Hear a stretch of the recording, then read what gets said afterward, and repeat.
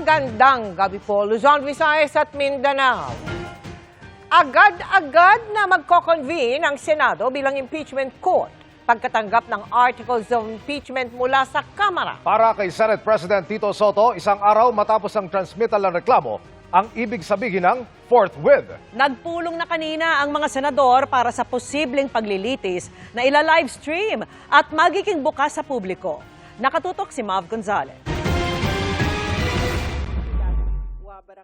Wala pa mang desisyon ang plenaryo ng Kamara kung i-impeach si Vice President Sara Duterte, nagpulong na ang mga senador para paghandaan ang posibleng paglilitis. Tsak nang agad-agad i-convene ang impeachment court pagkatanggap nila ng articles of impeachment mula sa Kamara. Sa akin, 14th, the following day.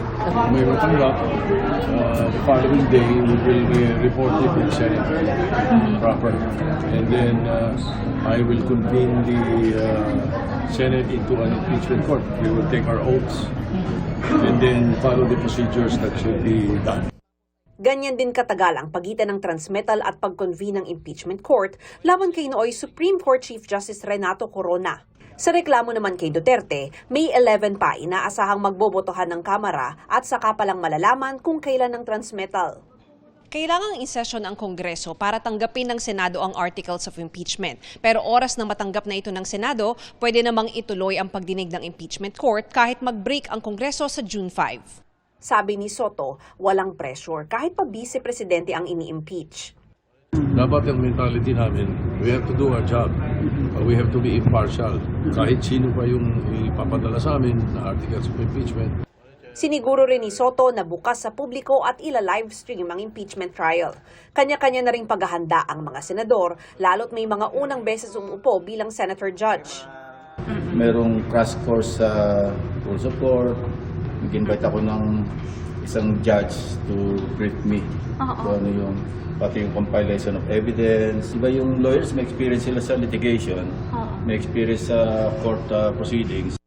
5 lang sa 24 na senador ang abogado, sina Senators Alan Peter at Pia Cayetano at sina Senators Chis Escudero, Rodante Marcoleta at Kiko Pangilinan. I'm a lawyer naman, so may baon naman akong mga preparations. Apo.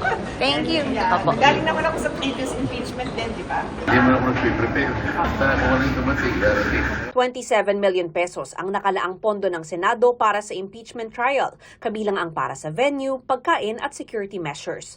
May nagastos na para sa mga isusuot nilang robes, pero hindi pa naman tiyak kung mauubos ang pondo.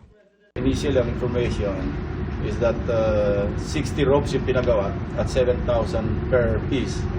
So that's around 400 plus other incidental siguro. Nagastos yung 544. Kung hindi magamit, susuli sa treasury.